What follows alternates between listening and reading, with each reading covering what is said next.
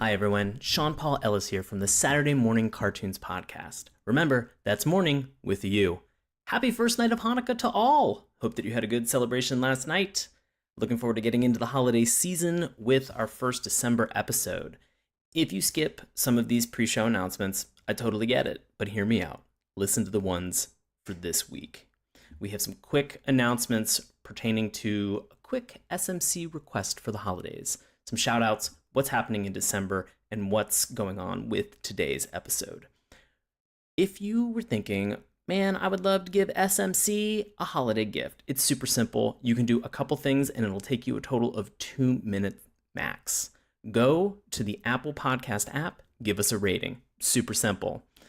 Maybe you've already done that. Maybe you already know that we've been downloaded 125,000 times. You guys really seem to like this show. Share a favorite episode on social media. Really appreciate it. Tag us in it. We'd love you for it. Maybe you've already done that and you want to be a super fan of ours and you want to recommend a cartoon. You can do that by calling us at 202-681-4406 and we will 100% review that cartoon in an upcoming episode in February. It's that simple. 2 minutes max. If you're familiar with the show The League, use this as a part of your Tinker Stinker time. Thank you guys so much. Very quick shout outs. From our Twitter, Aureus Centaur enjoyed our cat dog episode. Thank you so much. Centaur was able to find some great Simpsons references to the half Simpsons character and then an animal from the Treehouse of Horror episode, specifically on the Dr. Hippert's Island episode, plus Hex in the City. Thank you so much for your message. From Facebook, Tim messaged us and said that he has come across the Bill and Ted animated series, which has a very weird history with their voice cast when they switched from CBS to Fox Kids.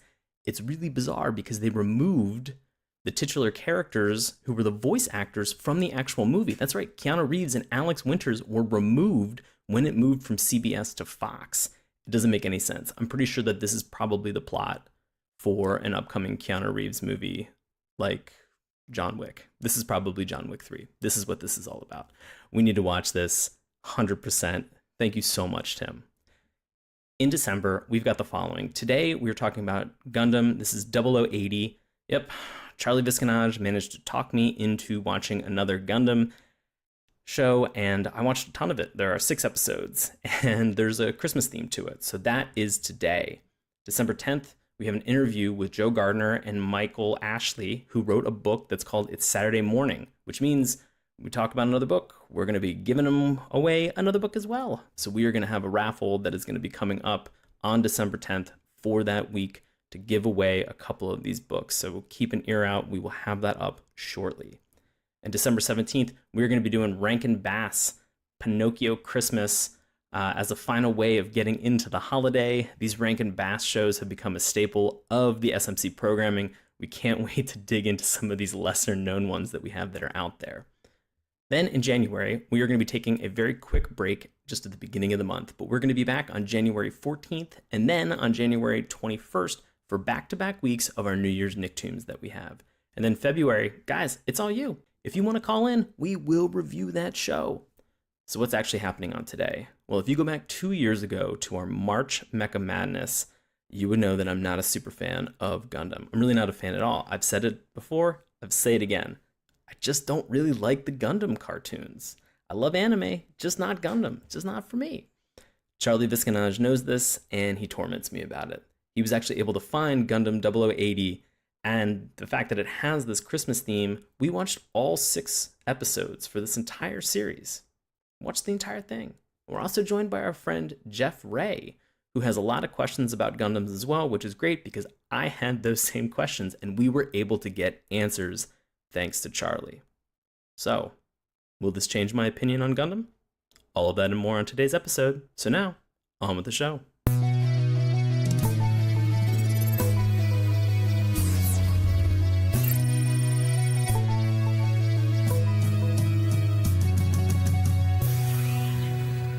Hello, and welcome to Saturday Morning Cartoons, the podcast that revisits, reviews, and ridicules some of the world's weirdest animated series.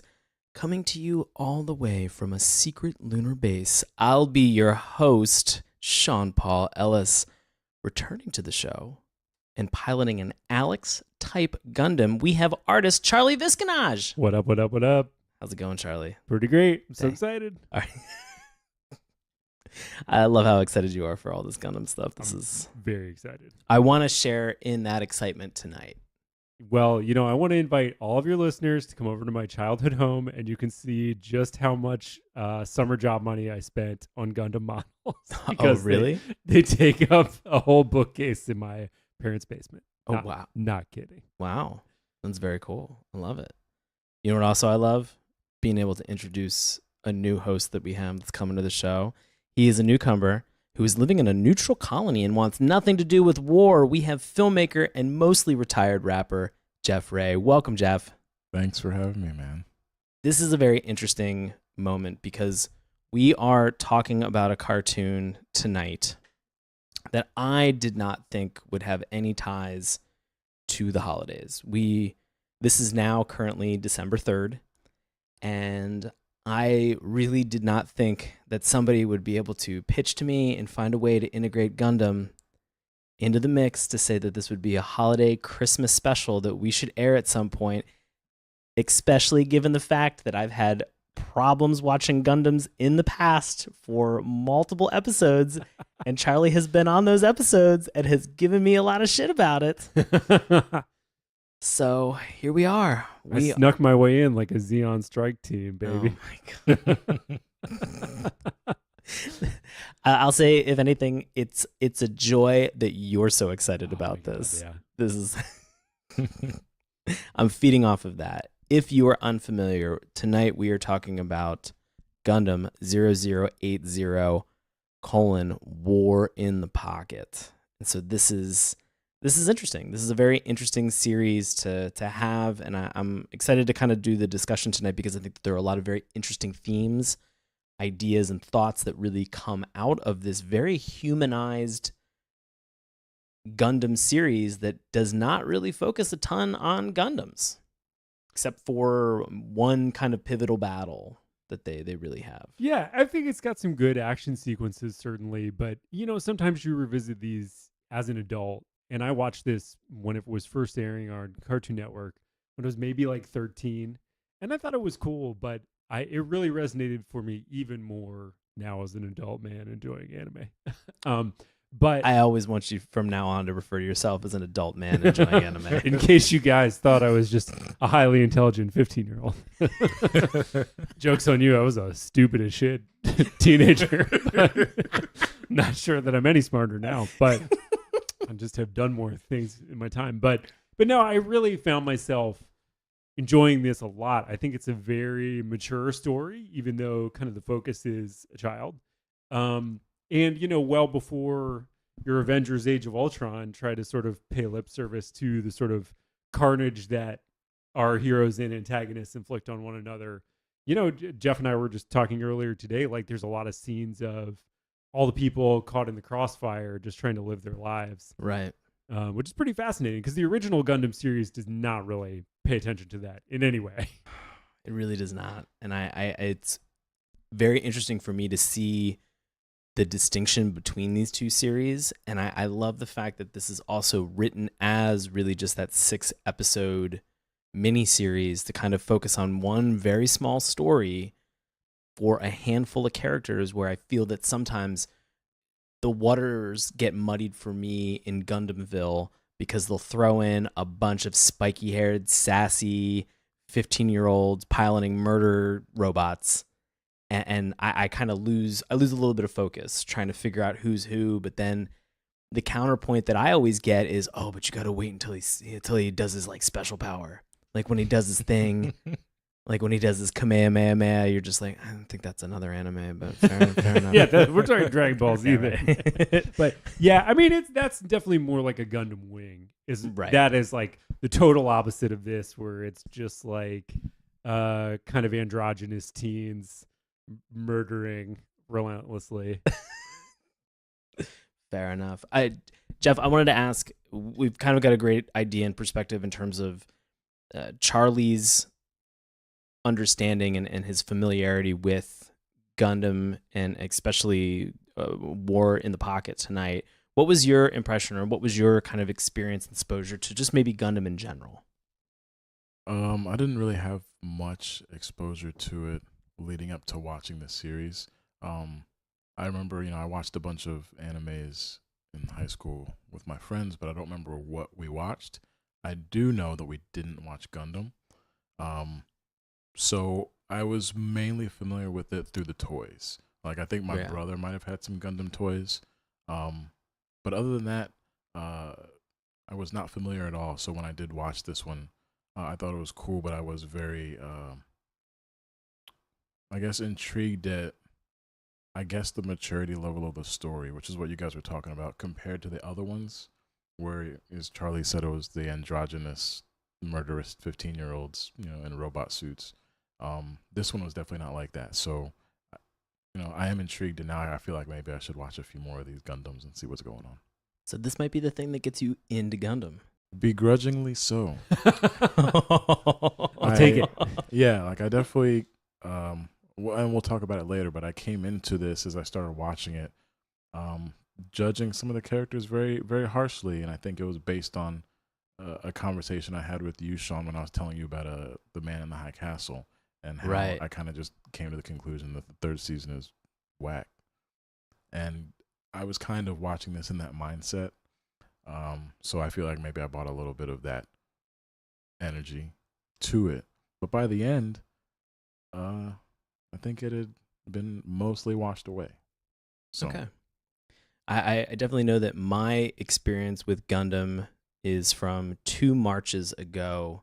We did our mobile Mecha March Madness. And during this time, we had watched Mobile Suit Zeta Gundam as well as Mobile Suit Gundam Wing.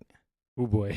And quite an entry point. Oh man, I just without getting too much into it and being too critical, I just felt like there were a lot of things that were going on, and then I felt like there were moments where they tried to shoehorn sort of the high school aspect or the Are you talking more plain about sight. Wing there? Yeah, correct. Oh yeah.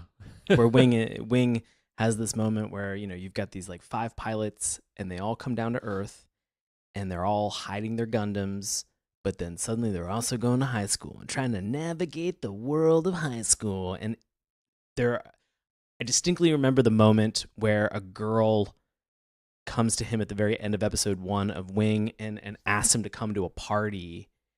And whoever the young kid is that's the Gundam pilot makes some comment that was, to me, ludicrous, where he posits, "I don't want to talk to you because you're basically as good as dead to me." And I'm probably paraphrasing and I'm not accurate. So if you're a Gundam fan and you know exactly what it is, don't at me. I don't care. Hey, great use of my catchphrase. You're welcome. Because I'm in your pocket.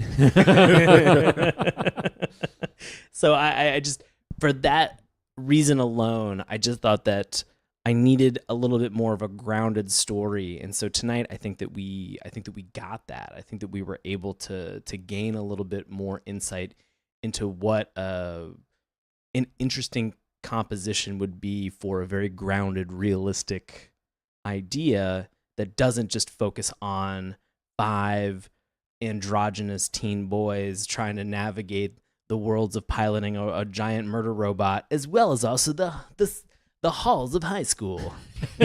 Just being like weird, condescending dicks. No, but I feel like so much of it is like Boy Meets World plus murder robot. Yeah, I think that's accurate. Wing. Now, for Gundam Wing, Sean, you probably know this, but just to clarify for the listeners out there, that's a complete spin-off that takes place in a different universe. So right. The Universal Century encompasses the original 1979 Gundam, this one, series like the 8th MS team or 0083, and then Zeta. So I feel like Zeta is also a tough entry point because it picks up right after the original 1979 Gundam. That's meant to be like the Federation has turned corrupt, the Zeon is no more, but this other anti-Earth group kind of comes together, and former adversaries Char and Amuro are forced to work together. And I think without the context of original Gundam, which is a lot to get through, don't get me wrong, it's probably not so enjoyable. I love, too, that you played it in a way where you threw that out that I knew what some of those things were that you talked about, and I did not. Wholeheartedly had watched a bunch of episodes of Gundam and then thought to myself, how do I not watch these again? Fair. How do I not get into this? But I love the fact that Charlie has been on my case about it with 0080. Really wanted me to kind of get into this a little bit more. So let's dig into a little bit of the history of Mobile Suit Gundam 0080. Am I saying that right? Is it 0080? Yeah, that's usually what they said. At least in the Toonami promos, that is how it was said on the voiceover. Also called War in the Pocket. And Kiru Senshi Garamawu 0080 Paketo no Naki no Senso is the Japanese version that I have just butchered. Is a 6-episode 1989 Japanese science fiction original video animation series. It is the first OVA series in the Gundam franchise. It was directed by Fumihiko Takayama, written by Hiroyuki Yamaga, with character design by Haruhiko Mikimoto. The original airing was between March 25th of 1989 and August 25th of 1989. So 6 episodes kind of spanned out over the course of that center portion of the year. And so as suggested by its subtitle, War in the Pocket, it is a small personal story, a side story focusing on the experiences of an 11-year-old boy during 1-year war and his learning of the real meaning of war. And so to give us a little bit more, because this is sort of a complicated plot and story, Charlie's going to kind of fill us in with a little bit of a synopsis. Yeah, so kind of like I was saying previously, so we're talking about the fictional calendar called the Universal Century. So that's your original Gundam, that's this one, which the conflict is the 1-year war between the Earth Federation and the Principality of Zeon. So I do want to kind of put out there, in the original Gundam, there's some quasi-fascist imagery for the Duchy of Zeon that I don't think ages so well. Something that I like that this series does is just kind of focuses on the grunts, and they've got their commander guy who's much more like Kill 'Em All or whatever. But I do think that the Special Forces guys are very humanized and they're not like bloodthirsty killers or whatever. Right. But as we learned later on in the original Gundam, it's really the Zabi family who are sort of the main evil bad guys. And the antagonist Char had kind of embedded with them to take them out, which is perhaps a little bit more setup than this requires. But I'm just trying to give a little bit more background here. So in the series itself, in the year 0079, the Zeon intelligence has figured out that the Federation is developing a Gundam in this colony where supposedly there's no Federation presence. Right. So this Zeon commandos are dispatched to destroy the prototype, but things don't really go according to plan. The Gundam is launched into space, and then it turns up at this R&D base on Side 6, which is a colony. So then they launched an additional covert operation to destroy the Gundam.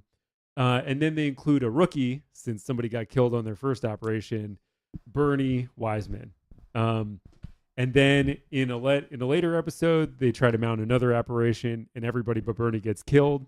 And so he's left with the choice of either fleeing or trying to destroy the Gundam, because he learns from their mole on the inside, the best character, Charlie, the bartender, that if they don't destroy the Gundam by Christmas Day, then the Principality of Zeon is going to nuke the colony. Which is pretty dark. But the other main character here is Al Izaruha, who's an elementary school boy. So he and his friends kind of had this romantic or sort of childish notion of warfare, and they're all swapping pilot insignias that they supposedly got from their like big brothers or whatever. But they're just little kids telling lies. And then when there's a battle near their school, Al kind of runs out of school and follows this Zaku that crashes in the woods, and that's where he meets Bernie and eventually helps him kind of mount a resistance against this Gundam. He also has a foxy next door neighbor who's like 20-something, this woman, Chris McKenzie, who it turns out is the pilot of the Gundam, but they're all kind of keeping secrets from one another, and that is sort of the main dramatic thrust and tension of this whole story. Jeff, I don't know about you. That was a lot to take in. I appreciate that you did that, especially the first half of it, because you actually explained.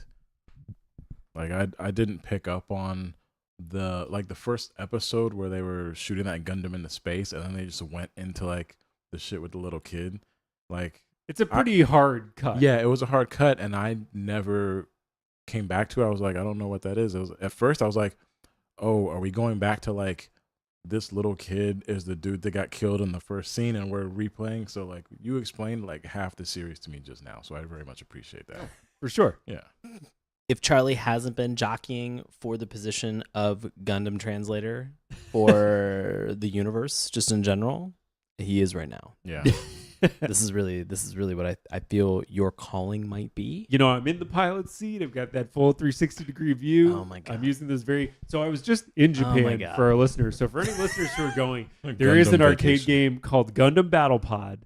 So if anybody's played the Star Wars Battle Pod, it's the same setup, but you basically have two throttles. So if you've ever played Virtual On, Yeah. you know, you've got two sticks. You push them forward to go forward, back to go back. And then you can do like left, right to turn it around. And then you have 2 foot pedals, just like the pilots on television. One that boosts you forward and one that makes you jump up. So The question that we're not asking is how much money and how much time did you sink into this arcade game? I think probably about $15 US, which is a lot Yeah. for this game. Not bad. Did Clementine play with you? No. In fact, she nicely came to this is my wife, nicely came to the arcade with me. And she was like, I'll just stand outside while you play. And I was like, it kind of takes a little bit because there's a lot of setup. You know, you got to pick your side, Earth Federation or Xeon. And then you get to fly at least 2 missions, if not more, if you're good. And by the time it came out, I was like really sweaty. And, you know, you're in the battle pod. And you hadn't even played the game yet, but you're like, Yeah. I did that. I did the intro, and I'm ready to go now for the main game, Yeah. Clem. So She was just like, that took a long time. Sorry, baby. I mean, you're a master Gundam pilot. Yeah, I man. was out there ripping it up. Yeah. yeah, I mean, did you get a badge that you could put on your shirt then at the end of the game? No, I was pretty disappointed that I did not get a badge. Either one that was listening in on me or regular. Japan, if you're downloading this episode at all, come on. Step up in. that badge game for that Gundam pod. I did see somebody in the airport who was rocking a Xeon shirt when we left on Thursday, and I was like, ah, shit, I should have bought one. That would have been tight. Yeah, that would have been cool. It probably wouldn't have been, but you guys are sweet to say that. Speaking of things that are sweet to say, we're about to get into our discussion points for Gundam 0080. Obviously, we have to talk about the theme song. I think the theme song is something that we really need to dig into here. I'd love to get your impressions. Charlie, starting with you. It's pretty silly. I mean, so it's like a sung poem. Right. So, you know, we don't, unlike many cartoons in general, this is not showing a montage of scenes we're going to see. This is not showing scenes that are just shot for this intro. We see sort of bad early CGI of the colony. I thought it was hieroglyphics or some shit. Yeah, or I took it to be like kids' chalk drawings. Right. So you can notice like there's some drawings of like a Zaku or a Federation mobile suit or whatever. So I think that's kind of, it's further telling us about we're seeing this through the kid's eyes. We're seeing it through Al's eyes. Right. I don't really know like how they must have come up with this because it's so like happy and bouncy compared to the overall content within, which I think is pretty mature. Or even like the commercial bumpers are pretty dark in my opinion. Where it has Al in the like helmet and then with him with like a loaded gun clip in his back pocket. Well, he's got like a loaded gun clip, but like also a toy rocket. A toy rocket and a Swiss Army poking knife. through. Yeah. I never saw the gun clip. I just saw the toy rocket, and that only made me think of that Bruce Springsteen album. Oh, it does kind of look like that. Al just biting off Bruce Springsteen style on this. Yeah, man. Oh man, if only the boss could cover the "I'm gonna love you forever." You know what? With what we just heard from you, that's the only cover I want. Bam, bam, bam, bam. It's something very nasally. That's the only way to do it. It does have some sweet synths, but I Yeah. will say, other than like one rewatch of the whole theme song, on the first episode. I skipped it on all the others because it's long. It's like a minute and a half. It's a minute and a half. Yeah. Yeah. It was, I think the first time I watched it, about a minute in, it was one of those things where I was like, what's happening? Why is this still going on? Like I kind of zoned out and then came back and it was still going. So after that, I just would skip all the way in every time. Yeah, on YouTube, there's no skip recap Yeah. or skip intro. Yeah, you got to scrub with your finger, but Yeah. I got that- good at it though. awesome. Any additional thoughts, Jeff, about the theme song, about this intro?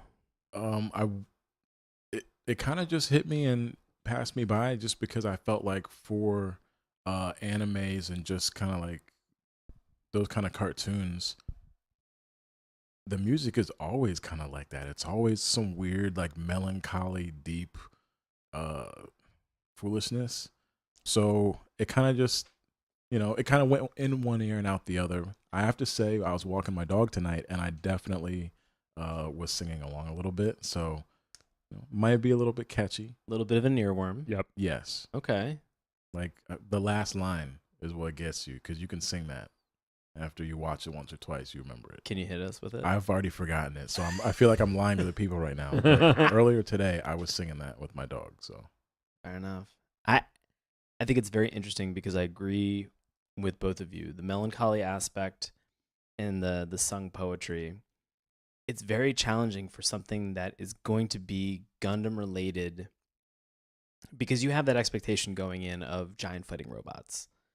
And to have this listless sort of just spoken word sung poem that is talking about love and longing, and it feels very unrequited at these certain moments, and that's just the music. The imagery that you're seeing is, it looks like old photographs at certain points, and you're seeing a lot of things that kind of look like, again, chalk outlines or drawings or almost like a lithograph, and you keep seeing them over and over again, and you keep. My constant thought was, are these war memorabilia or artifacts, or are these things that weren't salvageable from somebody's house? And that was beginning in the second episode, kind of after setting the tone. But it's very interesting to have that dynamic of something that's very slow and 90 seconds long, and then to kind of jump immediately, especially in that first episode, was sort of this assault on a base with a bunch of these Xeon, these like Zaku that they had. Well, it's technically a Galgook, but A Galgook, I apologize. With these Galgook mobile suits, jerk. Really kind of cutting up this place. Yeah. And so it's a very interesting dichotomy in terms of the tone that it really sets. I'd say it lost points for me because there's really very little intro to some of these main characters. There's very little in terms of a visual roll call. There's no actual title card roll call to kind of bring you into some of these characters. But I really did like the aspect of seeing this neutral colony and sort of that weird kind of Americana slice of life where it's kids kind of running back and forth in the street, kind of playing along. I almost actually felt like we saw some of that again in episode 6 when they broke that song out. Yeah, that's true. When they were doing the montage, I felt like there were moments and aspects from that, and I the song was fine, but I didn't care enough to go back and be like, I got to do a side-by-side comparison of this gang. Like, I got to figure, I'm going to get to the bottom of this. I'm going to Sherlock the shit out of it. Did not care. It was enjoyable. But I think the consensus is that it, from what I'm feeling from both of you, way too long. yeah, I would skip it, and I'm a huge fan. it also just it doesn't get you hype. Like No. you said, you Yeah, it's watch this definitely very awesome assault. underwhelming. Yeah, and then you get just like some bootleg karaoke singer singing about whatever, and it didn't even sound like she's into it herself. So it's definitely a skip, a minus sign for the show. Yeah, it's tough. Charlie, we're all giving this minuses in the Yeah. first discussion point, buddy. You know, I think we're gonna pull up here, much like that Zaku making its assault on the secret R&D lab. Well, technically, it wasn't a Zaku. It was no. I thought they were all Probably. Gundam, so it's okay. Oh boy, Jeff, we got to go into re-education here. Every robot been Gundam. Don't don't feel bad. There are moments where I thought the same fucking thing. Well, I didn't realize that they weren't until literally like the last episode when. Spoiler alert. Well, I think it's all Bernie it's all open. You know, it came Yeah. out in 1989. Bernie gets killed. I'm like, oh, he's not in a Gundam. She's in the Gundam. So up until then, I thought they were all Gundams. To your point, Jeff, I think the challenging thing is that because there are so many different factions within this world, and each faction has their own types and series of mobile suits, I almost need a visual compendium to sit down and say, okay, these are the things. Because the Gaku, the ones that you had mentioned in the beginning, I loved the look and the feel of those guys. Those are super cool with the claws and Yeah, the and torpedo. the weird kind of like Google noodle arms that it has that Yeah. it's running around with. I thought that was going to be what we saw, but I guess the Zaku is the one that I'm the most used Yeah, to, the which is sort Zaku of is the boxy, Yeah, it has the little shield thing. little shield over the shoulder. It's got the one Yeah, eye, single eye. and so that kind of is what I had always kind of envisioned for the Xeon. And to see this other one, I was like, okay, yeah, I can get behind this. Why can't we get more of these noodle arm fighting robot guys? Bring those back. Yeah, bring them back. Where'd they go? I mean, they seem to finish their mission and get home safe, for this like hit squad that's out there -1. Yeah. That's true. But, where'd they put those? Can't they smuggle that on Earth? Well, it What's the seems deal? like they can be pressurized in water, but maybe not in space. Okay. Well, All right. wait, what? Well, because listen, so I take it they're on Earth in that first sequence. Yeah, when they're like in a sub and they're being shot out of the sub. So they may just be water type, but not like atmosphere type. Okay. All right. So, and the only reason that I say that is it does come up in some of the shows where, like in Z Gundam, which you would not have gotten this far, and I wouldn't have blamed you. But there's an episode where they are in space and they're flying back down to Earth, and so some of the mobile suits have heat shielding, but those that don't just like blow up immediately. Oh, Jesus. The other thing that's confusing is another thing that comes up in 0080 politically. So they talk about like the RIA government. So like the local colony government has mobile suits referred to as GMs, which sort of look like a Gundam, but seem to be made of like tissue paper, for all that we can tell. That was definitely a question. Thank you for kind of answering that, because there were moments where I thought, what are they doing with this dollar store Gundam? What's up with this 5 and below Gundam? This like off-brand. It's just made out of Amazon balsa wood recommended. and paper mache. So the GMs are like sort of the main fighting forces of the Earth Federation. So like, and then in that part where they launch some from a ship that sort of looked like White Base from the original, like the gun tank or the gun cannon. Yeah. Those are similarly like weak as shit. Okay. So the deal with the Gundam is that it's made with some sort of alloy that's like super strong. Yeah. What's the name of the metal or the Gundanium. God damn it. Really? Yeah, man. All right. This is. I'm slowly turning you both on this show. I'm gonna be honest, Jeff. When I heard that, it was the unobtainium of the Gundam War. Yeah, it was the Avatar unobtainium of the Gundam War. And I checked out so hard. Well, I feel like they put as much effort into that name as they did into that theme song. So. True. Hey, how do you guys feel if I just kind of flail around and I talk about like love and longing and stuff? Also, Gundanium. What if we just went with that as a thing? As the alloy. Yeah. I'm gonna be honest with you, Sean. You just got promoted because we're gonna check two. We're gonna kill 2 birds with 1 stone on this one. Yikes. Let's talk a little bit about some of these character designs. I know that we've mentioned and we've talked about that this cartoon came out in 1989. So it's a little bit of an older series, but Gundam and its series obviously has a pretty storied historical significance, not just in terms of Japanese culture and just sort of the series itself, but I mean this is something that has longevity, and so I'm kind of curious to understand, was this something that in terms of the Gundam universe, Charlie, that checked out for you, that you were satisfied with, or I guess maybe for Jeff and I, were there other contemporary cartoons that came out around that time that kind of made us think or draw a similar comparison? That's a great question. So I mean, I don't have a ton of like, that same year anime knowledge, but I was seeing, especially in some of the like pretty violent gun battles in episode 4, when some of the team members are infiltrating the Earth Federation area and they're just like fucking blowing people away. Like it kind of reminded me of the more violent, like more hyper violence of like Akira, which was Yeah. 80s. I mean, opposite side of that decade, certainly. No, it's not. Oh, no? Was Akira it came out in 86? 88. Oh, okay. Yeah, so this is only because it made me think of a lot of Akira as well, and there's okay. only a year difference. Gotcha. I thought it was earlier for some reason. So that would make a lot of sense then. It just struck me as very similar, kind of like that hyper violence, like very quick moving, but I thought well animated. I mean, the original, again, the very original 1979 Gundam, I mean, the animation quality is garbage compared to this.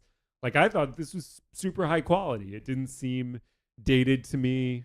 I love the character designs. It doesn't, unlike, like, I was on the Outlaw Star episode, guys. Go back and listen to it. But the animation quality noticeably dips episode to episode. It's super inconsistent. Yeah. Whereas I feel like this being only 6 episodes, I'm no animation expert, but it seemed to me that the quality of the drawing and everything was pretty consistent episode to episode. Okay.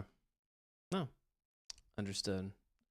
Jeff, thoughts about design and animation in this? I mostly agree with Charlie. I thought it was very good. When I was watching it, I was trying to think about like when it was made. I did not bother to Google that, so I learned that tonight, and I was impressed that it was made in 1989. But I mean, it's still, it's whatever year it is now, and it still holds up in terms of it looks great. I'm gonna pause for 1 second, Jeff. Yeah. You do know what year this is, right? Yeah. Okay. Yeah.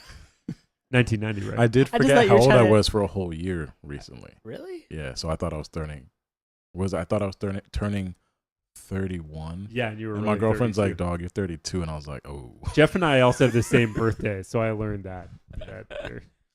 But yeah, so I thought the animation on this, or the design was really good. I liked how it looked. Plus, that's a plus for me. I agree with Charlie on the idea that I got a little bit of the Akira kind of hyperviolence from this as well. There was also an older anime that came out in 1989 called Riding Bean that this made me think of. So any Riding Bean fans out there, please let me know. Holla at me. But they definitely, and I'm obviously I will post this as a part of the show as well. But there was even the character design from Riding Bean. You can kind of see he looks like one of the characters. Yeah, he looks like Garcia. Yeah, he looks like the Garcia character that we have that's within the show. So the main titular character that we had, being Bean Bandit, sort of looked like Garcia from this sort of Xeon hit squad that we had that's in the colony. So it was very interesting, and just sort of those very kind of like jagged lines for the characters. If they were more masculine, very square chins. If they were a little bit more androgynous and could be potentially feminine, very rounded faces. And also very like V-shape, skinny waist. Like the commander on the moon base of the Xeon Special Forces unit is very like trim, but then has Yeah. giant sunglasses, I think they're meant to be. That he just Possibly. wears indoors at all times. No, I enjoyed the animation. I did not think it was bad. There were only maybe a couple janky moments that I saw when people were running sometimes. And I think that's just hard. Some of the keyframing just didn't look like it really lined up. Plus, Charlie does have the DVDs, but because there's 3 of us and we're watching them, we're checking them out on YouTube. They're all available on YouTube for people to go and watch. That's true. So it's very readily available. So I could blame YouTube for some of this as well. I did notice one choice that they made that kind of was fun for me. I'll preface it with this. It was very fun for me to see sort of how sometimes they would be driving vehicles or cars, and somebody would say, "Hey, we have to turn to the right." And it was almost a Looney Tunes style turn to the left and then an abrupt turn to the right in a car as well. And there are a bunch of car scenes that are in this show where we have certain characters, where we have Al and we have Bernie that are kind of road tripping like throughout the colony, picking up, going on heists, committing crimes, essentially becoming, terrorists. Yeah.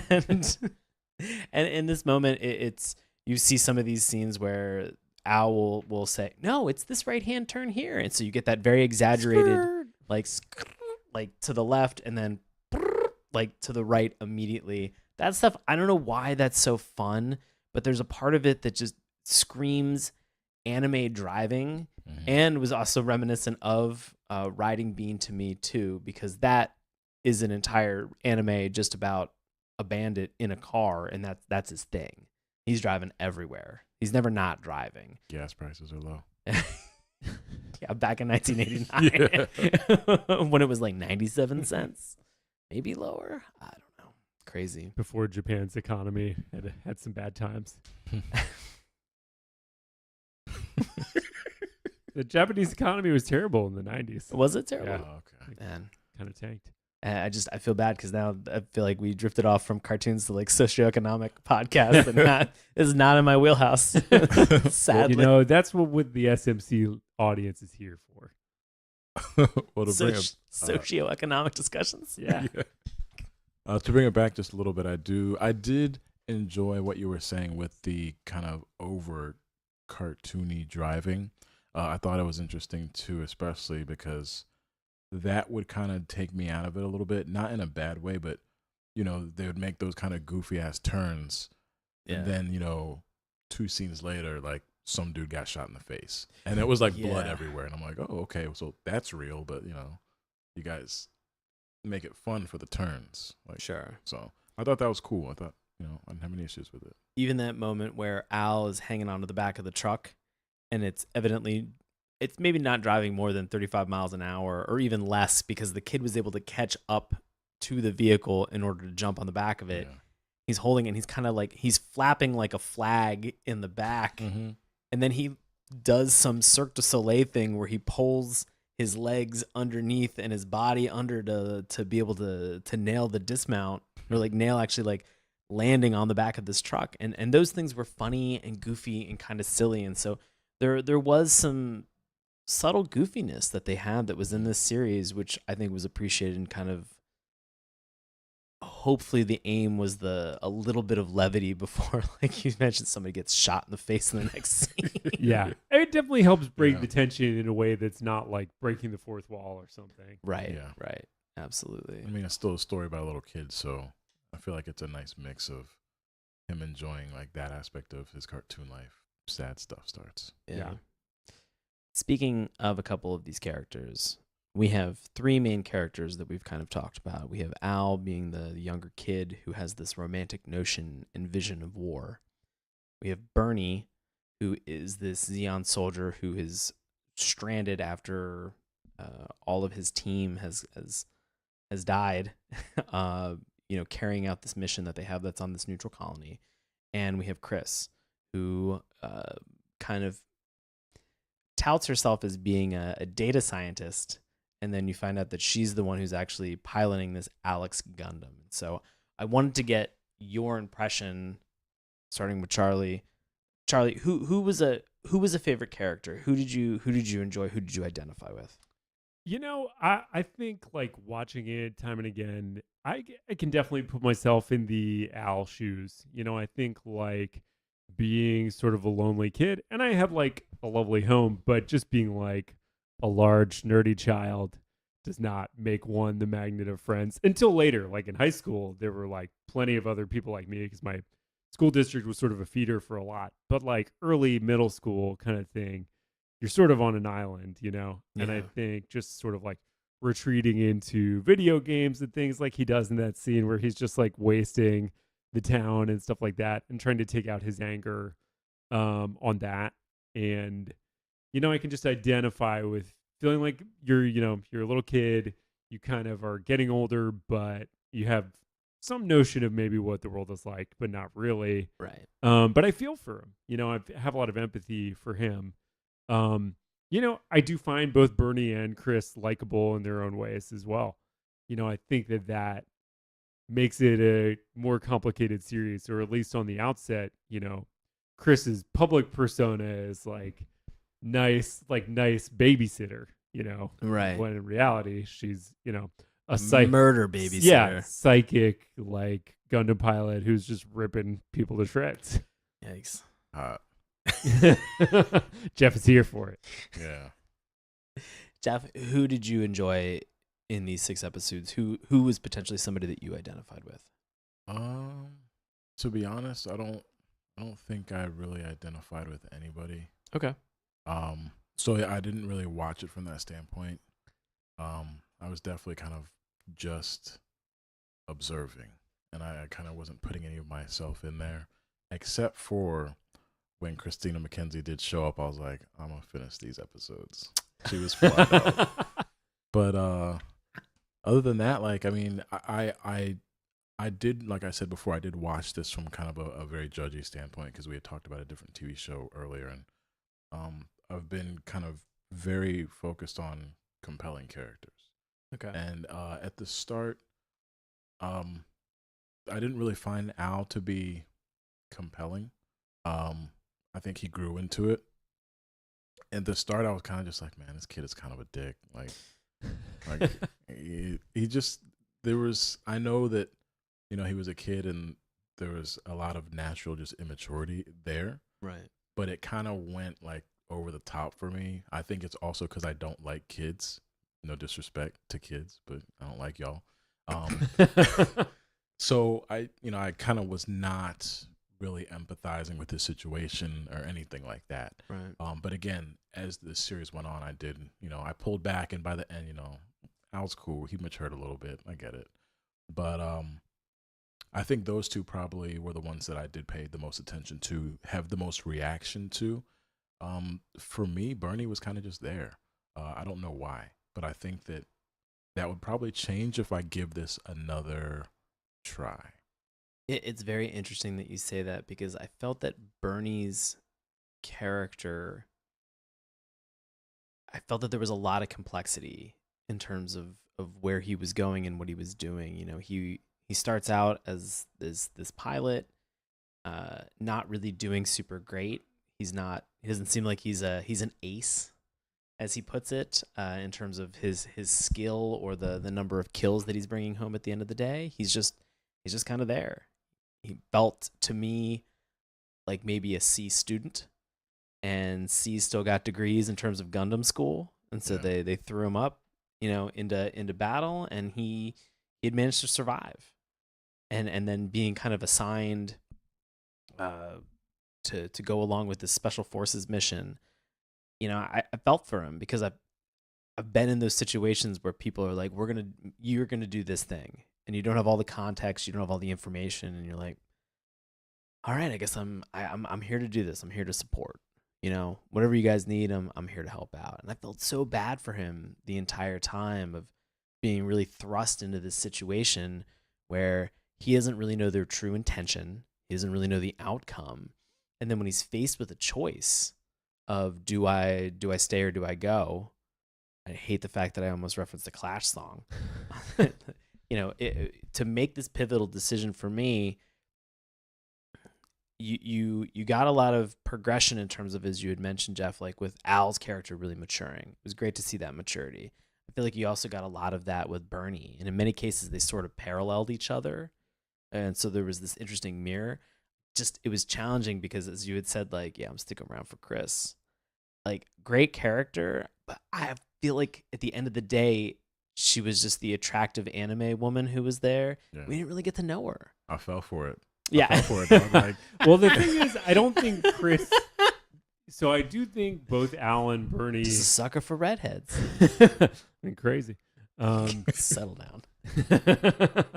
Al and Bernie did have more of a journey. I feel like Chris did not really have that and was sort of done. I think it's like probably was very progressive for the time to have the Federation protagonist. I don't want to say heroine necessarily, but the Federation protagonist be a woman, but it's kind of paying lip service to that. Like, a little bit. She's sexually harassed by the troops, and like, I guess we should feel bad about that. I don't want to absolutely dismiss that. She's she's dismissed as being sort of little lady, Right, And at the exactly. same Like, time, can you handle this? yeah, oh, if you were to be able to handle this, you'd have to be a real psycho. Right. And yeah, she's the pilot. This is her Gundam. She's going to be able to do that. Right. Yeah. Well, even like then she gets questioned by the police, who you'd think the Earth Federation would be like, yo, you dipshits don't have jurisdiction. But Yeah. I thought that was really weird. kind of fed her to the wolves there. So I feel like the journey for her would have been great to have some sort of like triumphant moment otherwise, but it doesn't really happen for her. No. Other than she gets to live at the end. Or some more progression, I feel like. But Yeah. I mean, I kind of attributed that to being like, there's only 6 episodes. They can only Right, we really can go only- so deep. Yeah. But You're right. so I think, in terms of like just pure enjoyment, she was my favorite. But I do appreciate the point of views you guys had, especially on Bernie, because that did make a lot of sense. Yeah. But he wasn't as fly as she was. I mean, I'm going to be very clear. Bernie's character, he is committing tons of crimes. He is making a child an accomplice Well, that to was one all of these crimes. That was a question that I had. And not like, I mean, I think there's a pretty clear answer, but is it fucked up that he's asking Al to help him with this? No, I think we're at the perfect point to get into some questions about the plot of War in the Pocket, and I think it's kind of shitty of him that he includes this kid to be able to do this. And I also I feel like there's multiple points of failure. I really do. If Al's parent hadn't been so, Jeff's giving me I agree with you. If Al's parent, if his mother had been and his father had been a little bit more inserted into his life in terms of kind of helping him understand some of these things, treating him maybe like an adult to give him that context about war and what's actually going on in their colony, in their lives as a part of the entire Federation. Rather than just ignore it, which it seems like was their approach. Right. Or to the point where it was just like, hey, Al, there's a 23-year-old grown man on the phone for you. And then there's no follow-up. Yeah. Yeah, who I've never, don't know who he is. Yeah, and then Somebody you're going to go out named- for 2 days? Okay, whatever. Somebody named Bernie on the phone. He was like For my Japanese 11-year-old Mrs. Cartman. son. Like, how fucked up. I wonder if he called up and he was like, "Can I talk to Al?" He's Is like, hey, Al- yo, sup, it's Bernie. Hey, what's up, yo? Al home, we got to go steal missiles. Yeah, please help me put this grenade up in a tree so that I hope the Gundam trips on it. Also, we're gonna try to find these trailers that got a bunch of missiles and weapons in them, and a heat axe at some point. But do me a favor, if we run into any cops, I need you to scream and then hit something with a Yeah, pipe. grab a tire iron and destroy their Jeep. I almost feel like the answer to this question is yes, it is wrong, but Al seemed to be way too good at this, which makes me think that this kid's got priors. Well, I felt like it was his talent. Like, he was definitely not good at school. And I feel like they made that clear. So I was, whenever I watch shows, I try to figure out, what's going to happen next. And I was like, yo, this little dude's going to try and fly the Gundam or something crazy. So it didn't get quite to that. But I didn't feel like it was out of place to see him kind of just tagging along to commit those crimes, because he desperately wanted to be wants to down. belong with Yeah. somebody, and his friends are corny. So like, this dude's tight. Right, yeah, somebody who's slightly older, even though Bernie is kind of down on himself. Yeah. And also it's like Al cannot really consent to this terrorism. Like, he was like, yeah, you sure you want to help me? He's like, of course. Like, but I'm Al, 11 and I have no context for Al had some of the ideas though. Like, Yeah, he really did. he was like, yo, I'm gonna fuck this car up. You go steal the It's truck. true. He's He's like, wait a minute, why don't you wire the bomb in between these two trees? yeah, there are so many things that I don't want to say, because I guess I do like kids, but I'm not a parent, and so there are moments where if I saw a kid of mine that had disappeared for multiple days, that was not doing well in school and not performing, and just really kind of having that attitude of just I'm gonna ditch, and I'm going to commit truancy And I'm also gonna potentially just like show up with a bunch of bruises all over my I body. got and hit my by a car. face. No I mean, the Yeah. school did get blown up, so that's kind of a push. But it was at night, Charlie. No Yeah. kids were Yeah, no there. kids were But they did pull that one kid out of the wreckage, didn't they? There was Well, like I think another that was- building. Yeah, the Oh, other okay. building. All right. Which I'll be honest with you, there was a moment where Al seeing this child get pulled out of a building after this big Gundam fight, he looks at it, has a reaction, drops some food, and then picks the food up and runs to see Bernie, and then just does not like has that moment where he's thinking about it, but he seems to get over it real quick. Well, I Yeah. think he must just sort of compartmentalize because then he kind of breaks at the end, when they're doing the ceremony at school. Yeah. It's a very imperfect plot, but I do think, it's not really right for Bernie to ask him, but it's kind of taking advantage of his sort of like yeah. filling in that big brother, almost parent kind of role since Al's parents are, quasi divorced and then kind of get back together. But And it's unbelievably elaborate too, because we have this moment where as we've said, we have the Zaku who crash lands in this colony. We have Al running and leaving school to go find where this thing has touched down before presumably any military or anybody else. He finds Bernie just kind of hanging out, pointing a gun at him.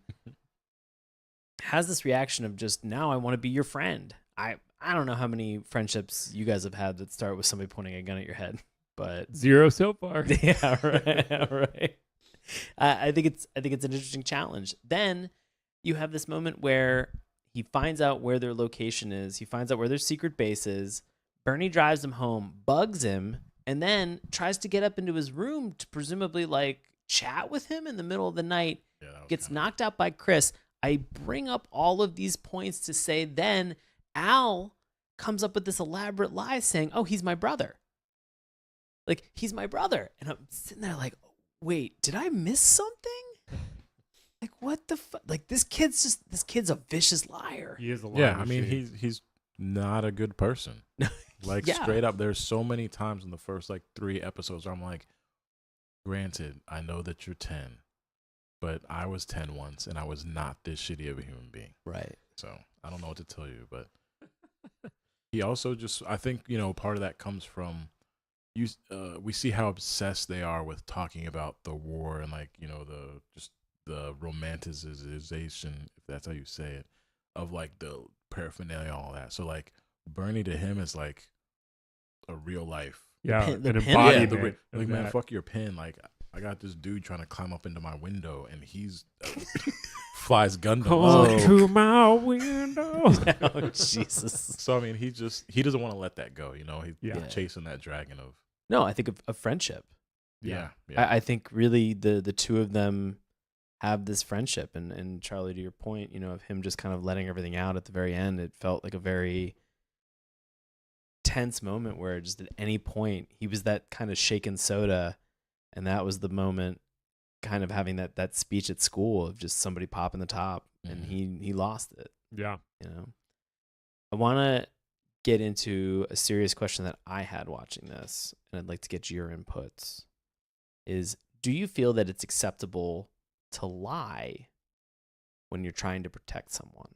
We've obviously kind of documented a lot of the instances of the lies that Al and Bernie have kind of told to other people, but we really also have this lie about Chris and sort of the double life that she's leading within the Federation as well. And so, do you feel that it's acceptable to lie when you're trying to protect someone? Probably. I mean, that's probably what I would do. Let me Right. put it to you that way. Yeah. I wouldn't necessarily advocate other people behave that way, but it's an understandable behavior. No, I think it's very relatable, and it happened so many times in these 6 episodes that it kind of became ingrained into the DNA of the show. Yeah, very much so. I mean, I think it's like Chris's lie comes from, many layers above her. It's like, well, you can't say you're in the CIA. You work for the Department of Defense. And Right. so she has to take it a step further. And in fact, all the people at the research place, I was saying to Jeff, the only person of color, her crippled black guy boss. Yeah, but he's like Professor X crippled. I thought you were gonna have him like when I hadn't actually seen that episode when you bought it, so I was waiting is a for like cool the super space like fucked wheelchair. up like black dude, and then he flies it on the ship. I'm like, oh, he's all right, man. He's cool. I mean, he might have just been lazy. Like he was only in there for 2 scenes. Jeff, He could just be like, Jeff, when I'm at work, I'm I not got this gonna fly say ass the chair. only but, person like, of color in the show was lazy. well, my bad. I can say it. I'm of color and I'm lazy as shit. So he might have just been like, he's got the the Robert Miller Aeron chair. Like he's got the super futuristic That's chair true. at work, and then at home he's just like walking around. Hashtag colony so white. No, Oh but my but I God. think to get back to your serious question, you're right. I think that is a really good observation that this is the DNA of the show, is everybody's lies and how they have to hold on to them in different ways. I mean, obviously it's like the Xeon Strike Team. They all have their lies, but are pretty fatalistically resigned to keeping that up. You know, all the different Right. identities they need to take on. That's kind of like old hat to them. I think Bernie has a harder time with it since he is a rookie. Right. So not having that exposure, it's very interesting to see him in that rookie position and then pick up lying so quickly because he's learning it from a kid. Yeah. Well, I feel like their lies, at least Bernie and Chris, in a sense for me, were more excusable. And I guess maybe it's because they're adults, they're in the military, and like I felt like Chris was not telling the truth about her job, not only to potentially protect Al or whoever else, but also for herself. Like she can't have that shit out out. Yeah. Well, especially the political situation being that supposedly there was no Gundam Yeah. on the colony. Like she's Right. not even supposed to like exist or something, yeah. But like one thing that I thought, and I don't know if this was one that you guys saw, but I felt like Al lied to his mom about his grades, Oh man. and like he's only protecting himself, and not even in like a way that is like helpful. Like to he's going to himself. get found out, which he Yeah. did. Like if they do a Gundam 0096, like he's gonna be a dropout, and he's gonna be working in like an adult bookstore or something, like because he lied. You don't lie, especially as a kid. I had trouble with grades. I didn't lie to my parents. I'm like, yo, man, I'm failing, and then they help get me to not fail. Right. So I did feel like his lies were not really as productive as theirs were, and I saw his as more as lies, whereas theirs were more of, I guess, the technicality of, skirting the truth, Yeah. skirting it. Yeah. And I think that you bring up a great point that I didn't even really consider until now, is that a majority of the lies that Al tells other people are self-serving. And Yeah. these are things to protect himself, to put up a wall or a barrier between him and another person, or in some cases, pull another person in closer to him. And whether he knew that or whether the intent is obviously there, like the manipulation factor is crazy. Oh yeah. To say I'm gonna lie to you to get you to go away from me, mom, but I'm gonna lie to other people to make you potential terrorist on my colony now my buddy, Yeah. which is crazy. And it all really went back to the idea, and I guess maybe this has been a long time, and it goes back to our conversation that we had the other day about the Amazon show Man in the High Castle. Is I finished this series and I thought, who was I actually rooting for? Christina. That's who I was rooting for. Just kidding. No, I'm not kidding. Just or the line that I think will probably haunt me before we get into this is at the very end when you see the final battle and somebody says, "What about the Xeon pilot that was in there?" And the comment is, "It's just hamburger." Yeah. I Oh thought that yeah. was That funny. was like so casually horrible. He's just guts, bro. Like he's done. Here, he's in a Ziploc. You want to hold him? It was very abrupt. Yeah. I did not expect it, and then when it hit me, I think the reality set in is that I was rooting for Bernie. In that fight, or just overall, once at the end, you kind of in that Thought about fight. it. I think Okay. because he's had that hero's journey then at that point to really kind of make that final stand and say, whether I love this kid or not that's on this colony, I'm going to defeat this Gundam to prevent this entire colony from being wiped out. Like, I'm going to do what I believe is noble thing. It's I guess maybe it goes back to that adage of, one person's hero is another person's villain. Yeah. And vice versa. And so, he was making this sacrifice in order to protect these people, but they didn't even really know it. Right. Well, and I think Al's growth moment is his dad casually mentioning that the Xeon ship carrying the nukes was like detained. And so him jumping off the funicular to try to warn them that they didn't need to fight, but being too late. Again, it's him running into these battles that no parent is. At no point in time, somebody's like, "You should probably just stay put, please." Right. Instead, like, you're covered in soot. Well, I thought for me, his moment of maturity was when he saw that other kid being pulled out of the rubble. Like, that was like his scared straight moment. Because like right after that, he pretty much stopped being like a bitch. Like, he kind of just manned up and got it together. At the end of that battle, I was like you. I was like, I'm not really rooting for anyone in terms of the grand scheme of it. However, I was low-key hoping that he would like stop them right before they issued their death blow, and then they would see each other. And because I feel like the whole time it's always like, hey, tell Chris I said hey. Hey, tell Bernie I said hey. And then they finally were like, hey. And then like they get out of the Gundams and like make a baby or some shit, like, I don't know. But that clearly didn't happen. So, and I'm kind of glad it didn't. So Yeah. I think that I would have almost loved to have seen a Gundam love story, but just not in the context of War in the Pocket. Yeah. Yeah. I like something office related, but for like the Federation. Not like androgynous high school murderer related. Well, Yeah, it's no, like no, the no, people like on White Base at the little computers, like having their, flirty asides. Like a real Jim and Pam moment. Yeah. Up on White Base. Maybe we can put that together. You can pitch it next time you go to Japan. Yeah, be like, let's talk Bandai, Sunrise Television. Any additional thoughts or questions or things that we need to get context out of for this? Because we've talked a lot about the complexities, the lies, the interpersonal relationships, and just the maturity that we have for two of these main characters as we've kind of gone on their journey over 6 episodes. The only kind of outlying one that I was curious about with you guys is did you relate in any way to Al and his friends glorifying war? So you guys are a little bit older, so I was like a little kid during the Gulf War, but I don't know if you remember that intensely and having any feelings about it. For me, it was more like the first Iraq War being the war of like my time being a teenager. Right. Did you relate to that in any way, either of you? Nah. No, Straight up. Like, I'm not. My parents were both military.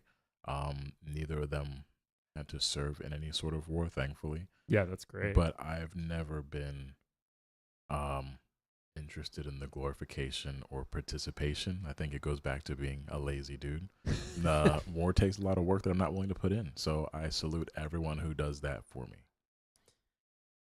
I'm going to go with a no as well. It's very interesting because I was back at home recently and I was going through some things in my mom's basement and I found several VHS tapes that I believe were recorded from CNN or some news network during a 24-hour news cycle when we started Desert Storm. And I had no conviction to be able to find, well, one, they were VHS tapes, so I'd have to find a player and I had to find a TV that I could hook it up to. I was not compelled in any way, shape, or form to check it out. I don't think that Ben's something. I have great respect for the people who are able to soldier and who are able to commit to that.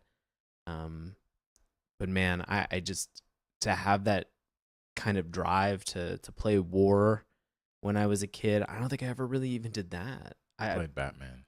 Yeah, we played like a fake Dungeons and Dragons thing where it was like outside and you had like Nerf swords and stuff like that. Except they were probably just PVC pipes and we were hitting each other with PVC pipes. That would Those were hurt our- like hell. They did. Or it was like a half inflated like bounce ball that you would have, and that'd be like your magic spell, and you'd throw it at somebody else. So we were LARPing in '87 around my friend's house before we had to get on the school bus, and that was like Before it was cool. yeah, right. Also, just for the record, I had a legit panic attack playing Call of Duty at age 26. So it was on easy, and I was on level 1. So I'm not built for war at all. Fair enough. Yes. Did you have any attachment, or did you have any when you went through the Iraq War? Any particular attachment or romanization about this? A little bit. So my uncle was in the Marine Reserves, and he was like Marine Recon, which, knowing what that is now, is like fucking terrifying, where they like paratroop into shit before things really kind of pop off. Right. So he was like sending us back photos and stuff like that. And I was maybe a sophomore in high school. And I was like, man, this is really cool. And like, I think being very bought into the post 9/11, like, gotta invade Iraq as a nation. And then I think like maybe a year later, just getting smarter and learning more about it. And then I took sort of a sharp zigzag turn, not unlike our characters driving in the show that we're talking about tonight. Where I was like, oh no, this is actually disgusting and terrible, and we should not be engaged in this at all. What I'm hearing, Jeff, is that Charlie was 1 year very interesting to have at a Thanksgiving dinner. Yeah. And then the next year, he was just a total pain in the ass. That was like his vegan moment where he's like, I don't eat this right now, and I don't want it. No diss against vegan people. Your food is delicious. It's just not for me. I mean, I will eat a lot of it, but I will also Eat meat. Yeah, will also. We eat just ate some London broil. Yeah, we just ate some fajitas. Yeah. They were good. Actually, you go. Oh, I was just gonna say, well, I was also like, I'm sure it's hard to believe, but very demure at the time to not share such views at family gatherings. But it was a strange time, and it's very strange for me to think about now, to be like, ugh, why did I Right. think that was cool or whatever? But I can definitely understand it. No, understood. It's interesting to kind of see that being your first, and I think, Jeff, you're Are we doing ages? no, I was no, that you and I have had sort of the same or a very similar experience with this. Oh, okay. So no, thank you. I appreciate you sharing, Charlie. Thanks. Can I backpedal just for one moment? Of course. We did talk earlier about identifying with characters, and one thing that I thought was fascinating, at least to me when I watched this show, was kind of like the prototypes of the different characters. So you had like the big husky dude who was like the drunk, and then you had like the Garcia dude who was just like Very hot-headed. and seemed, I don't know if he seemed like misogynistic to me, but he seemed like he was like the super toxic masculine guy. Yeah. And you had the old grizzled captain, and you had Bernie, who was kind of like the new guy, and then etc.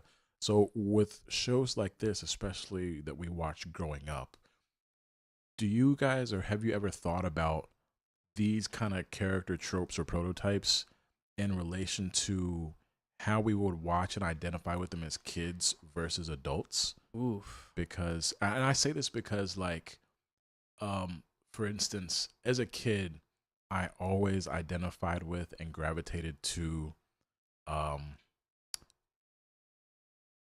guess for all intents and purposes, like the stoner character.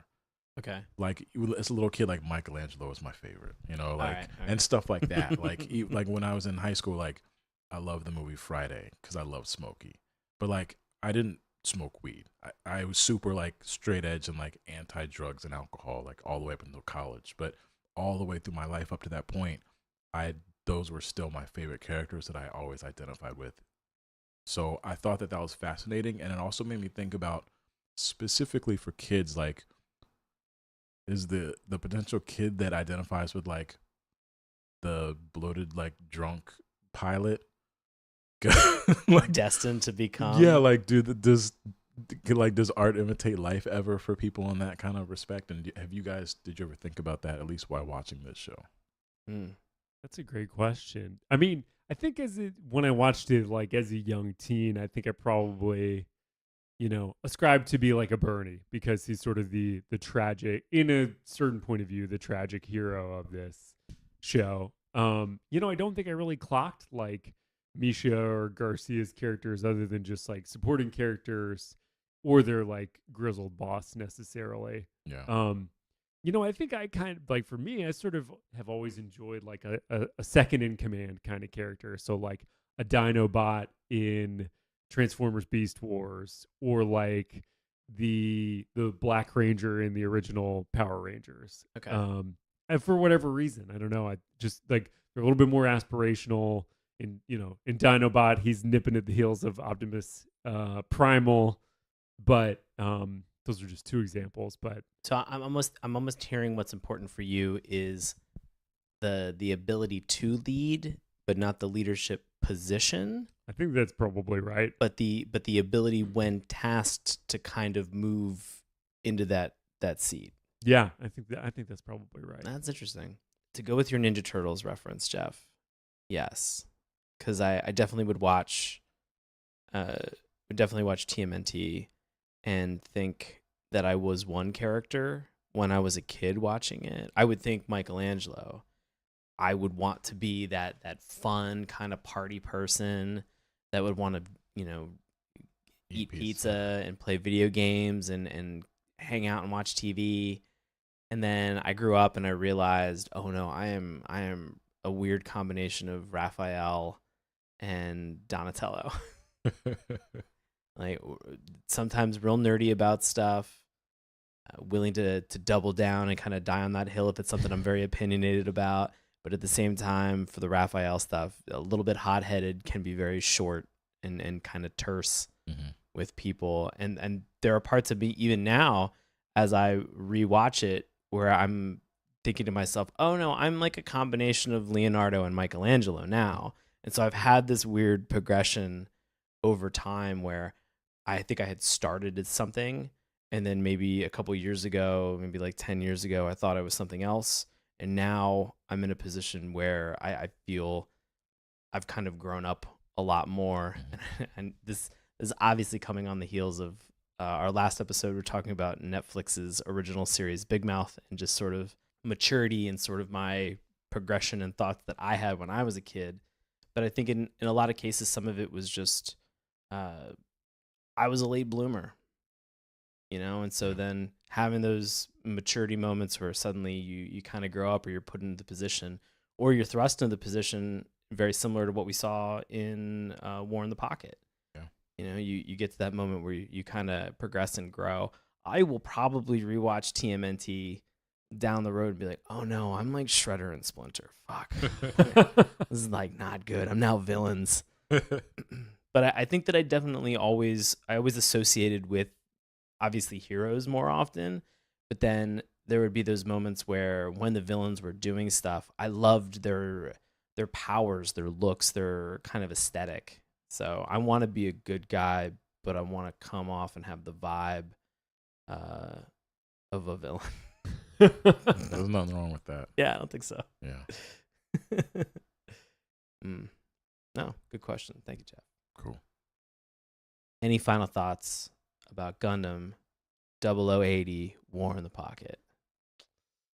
I think it really held up for me. Some stuff, even watching my beloved Outlaw Star these days, just it's hard to feel, other than certain episodes, it's hard to feel the same kind of magic. And I really do think a lot about those sort of Toonami early Adult Swim era shows that I stayed up so late to watch single episodes of. And not only did I stay up late to watch them, but then I would watch the rebroadcast for some of them. When I was in college, I was a real night owl, and I'd be up until like 3-4 o'clock in the morning just rewatching shit that I had watched 3 hours before for no reason other than I was just wild. Awake. I was wildly entertained by so much of this stuff, and it felt so interesting and unique, and I had never seen in many cases anything like it before. And so I wanted to do it. I mean, I've been watching cartoons, you know, throughout my entire childhood. There would be moments where I'd come home after school at night and there'd be an hour and a half of Looney Tunes, and I'd sit down and watch that. And then Liquid Television would come on right after that, and I'd sit down and I'd watch that. And for me, it was just something that I just got so used to watching more and kind of consuming more in that sense that when given that opportunity to just continue to do so, and the freedom and the reins of college of just not having a schedule or making my own, all bets were off. Oh yeah.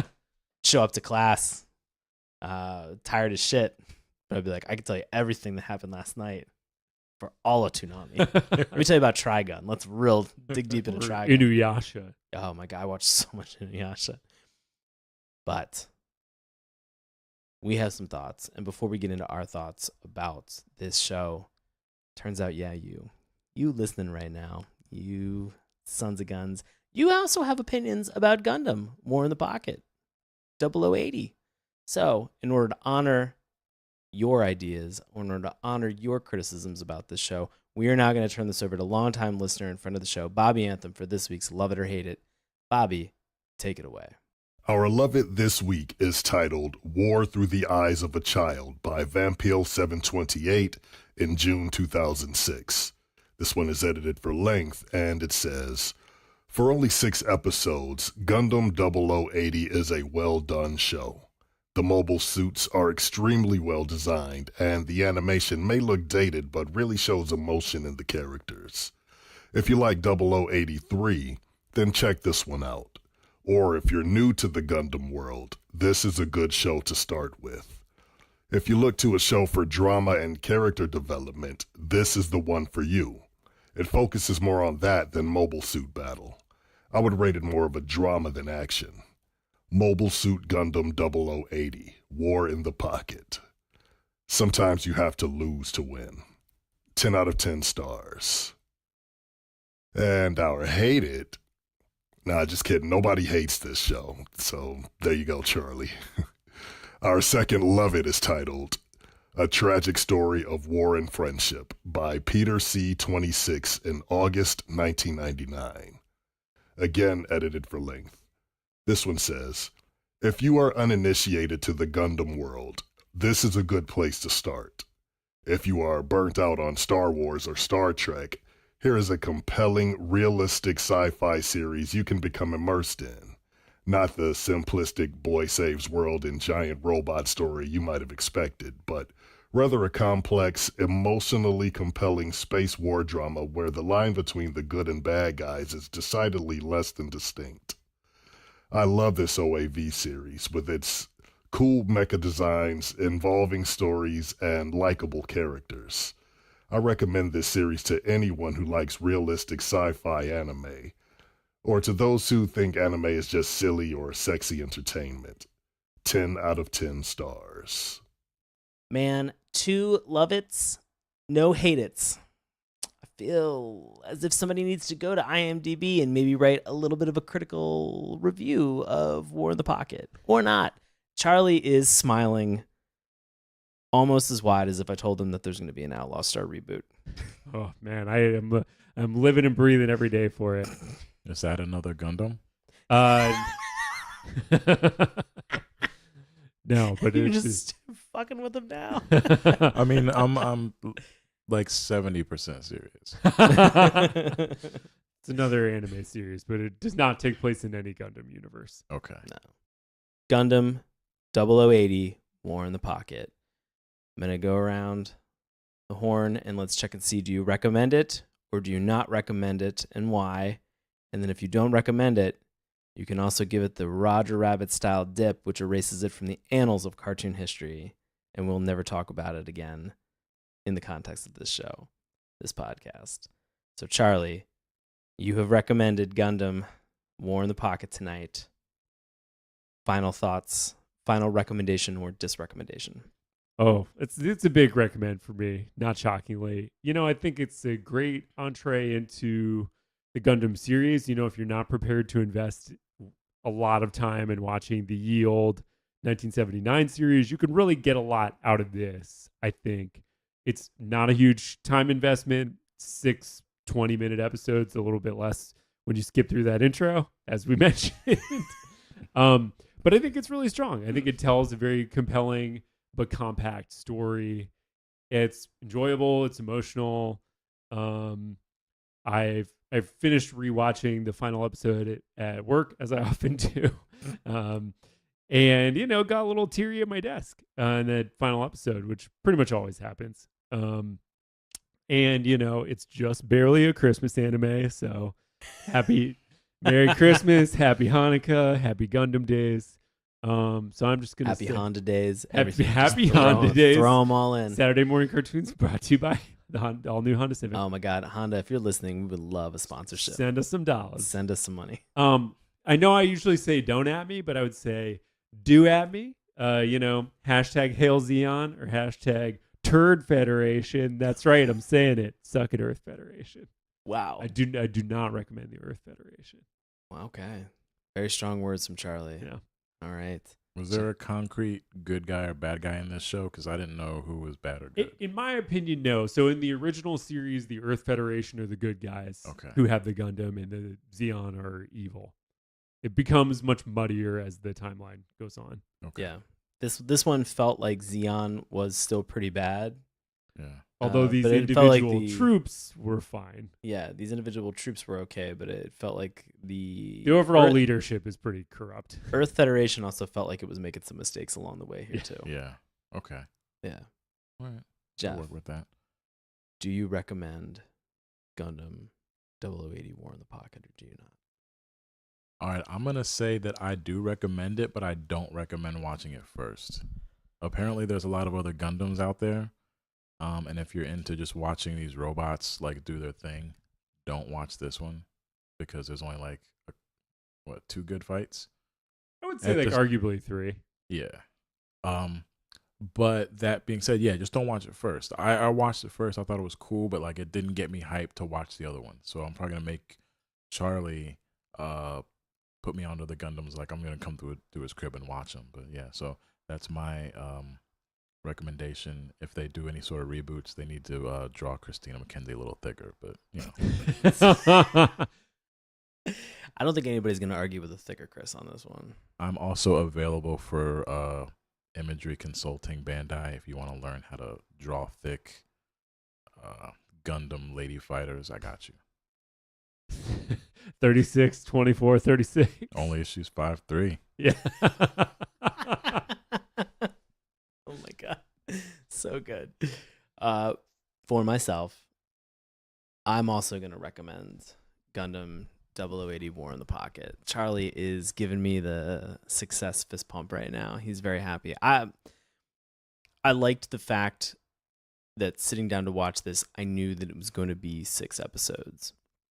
I always like and enjoy the idea of beginning a new series, a new show, with having that kind of finite ending, realizing that the story is going to conclude at some point, that there's a terminal moment where this will be over. And that did help me kind of get into it. I felt like from the other Gundams that we've watched, this gave me characters to get invested in and involved in. And I was curious to see, I honestly felt sort of the Al and Bernie moments were very fun. Regardless of whatever your thoughts are about the dynamics within this relationship, they could go from talking about burning down a building to then being like, do you want to get some McDonald's? And they would do that in a montage. And it was fun. I think it was kind of an endearing brother, but not really brother to brother relationship. And so it was enjoyable to kind of see what they were able to do and how much they were able to care about one another in presumably a very short period of time. And so that for me made it very interesting. And I liked the fact that we had Gundams kind of peppered in, but I love the fact too that we didn't get too deep into the weeds about the Gundams, because once you get to that Gundanium moment, my brain just shuts off. Yeah, I would offer that's dumb. Like Gundanium is a lazy choice. There was only being a mega fan, I only noticed like one very winky moment to the like other series, and otherwise it was like very pleasurably devoid of that kind of stuff. Okay. So yeah, for all of this, I'm gonna recommend Gundam 0080 War in the Pocket. So that has been tonight. Wow. Thank you both, Charlie, Jeff, so much for coming on the show this evening. I really appreciate it. Thank you for having me. Yeah, same. Hopefully you've enjoyed watching these two murder bandits run amok on Colony. Hell yeah. Yes, I think talking about it made it much more enjoyable for me as well. So Yeah. it was fun. Excellent. Want to go around and just check and see. Charlie, what do you have going on in the future? Where can the good people find you? So in the new year, on Friday, January 11th, they have an art show coming up. If you're in the DC area, if you're familiar with Slim's Diner, it's going to be on the 3rd floor of that building. The show is called Sheet Cake, with my two friends, Sarah Jamison and Rob Deathridge. It's a group show. There will be a cash bar and free cake, and Nice. also art available for purchase. Wonderful. But come for the cake. And where can the folks find you on social media as well as also your website? Yeah, so I'm at visconage.com is the website, and I'm at CA Visconage on Instagram and at Sweaty in the City on Twitter, because I made that before I decided to brand myself in any meaningful way. Awesome. Thank you, Charlie. Thanks. Jeff, where can the good folks find you online? Anything you'd like to plug? No real plugs at the moment. If you need a music video directed and edited, I can probably help you with that. And aside from that, I'll maybe be releasing some music, possibly the last EP of my adult life. Wow. You could be able to find all this at mangocitymedia.com, or you can follow me and ask me questions about Gundam at Piff Tannen on Instagram.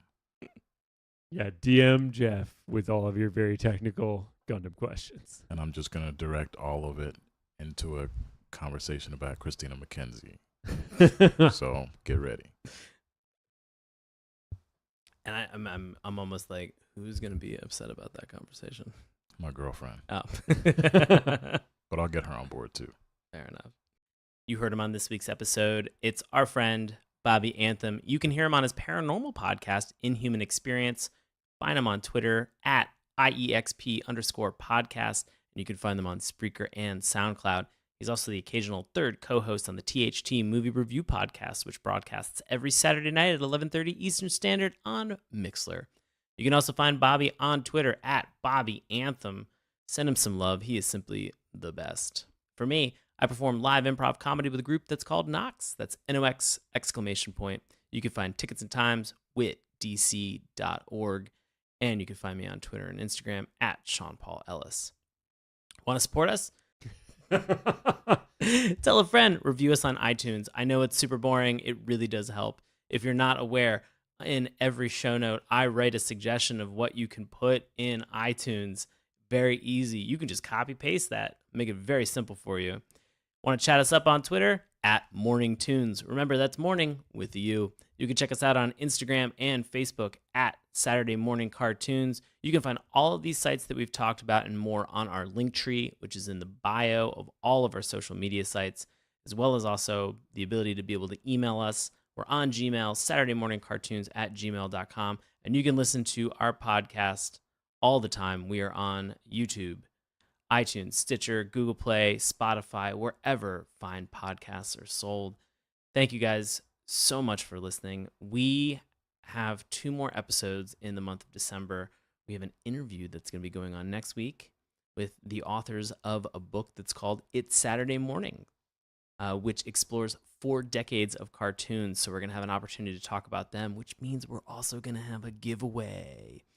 And then finally, we're going to be rounding out the entire month of December right before Christmas with another Rankin Bass Christmas special. So get ready for Pinocchio's Christmas, which might be the straw that breaks the camel's back in terms of Rankin Bass.